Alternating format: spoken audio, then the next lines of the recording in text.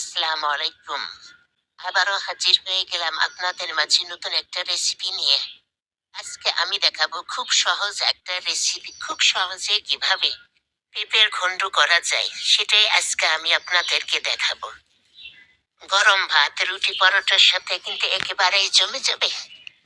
পেঁপে ঘন্ট করার জন্য আমি পেঁপে কেটে নিয়েছি আর সাথে নিয়েছি আলু। আমি এখন সরাসরি চুলায় চলে যাব। চুলায় একটি কড়াই আমি বসিয়ে দিয়েছি। এখন এই কড়াইয়ের মধ্যে আমি দিয়ে দেবো কেটে রাখা পেঁপেগুলো আর দিয়ে দিচ্ছি কেটে রাখা আলুগুলো। পেঁপে ও আলুগুলোকে আমি একটু পাতলা পাতলা করে কেটে নিয়েছি।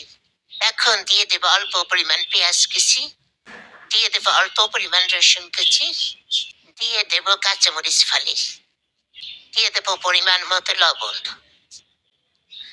আমি এখানে হলুদের গুঁড়া ব্যবহার করছি। হলুদের গুঁড়া ছোট যে মশলা চামচটা আছে তার 1 চামচ দিয়ে দিচ্ছি সমান করে।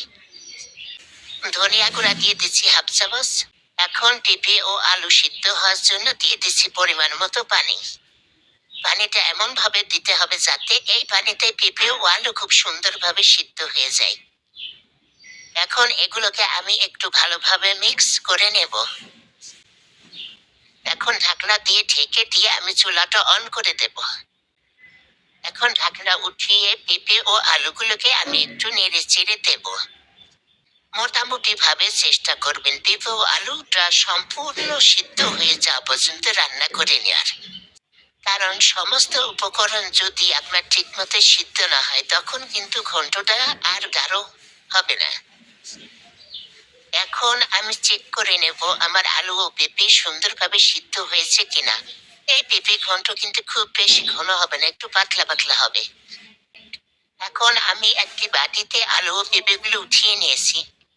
একটা গোল চামচের সাহায্যে আমি আলু ও পেঁপেগুলোকে একটু ভেঙে নেব। চামচের নিচের পাশ দিয়ে আমি একটু চেপে চেপে ভেঙে নেব।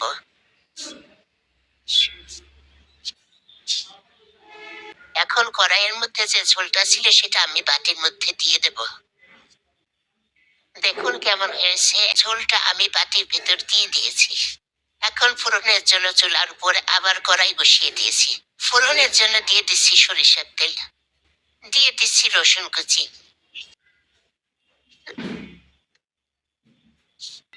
অল্প কিছুক্ষণ আমি রসুন কুচিটাকে নেড়ে চেড়ে নেব।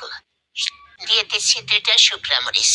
শুকনা মরিচটা আমার আগে দেবার খেয়াল ছিল না, তাই এখন দিয়ে দিলাম। এখন দিয়ে দেব আমি পেঁয়াজ কুচি।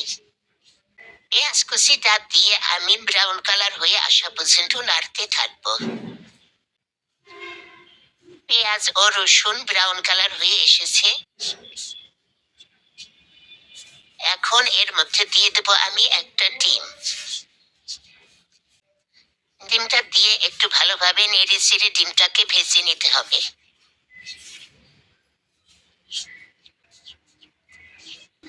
এখন দিয়ে দেব সিদ্ধ করা আলু ও পেঁপে। অল্পভাবে একটু নেড়ে চেড়ে মিশিয়ে নেব। এখন ঢাকনা দিয়ে আমি অল্প কিছুক্ষণ রান্না করে নেব। এখন কিন্তু আর বেশিক্ষণ ধরে রান্না করা যাবে না। আর যেহেতু রান্না আমার শেষের দিকে সেহেতু লবণটা একটু চেক করে নেব। এখন কিন্তু এই তরকারিটা গরম গরম পরিবেশনের জন্য একদম রেডি।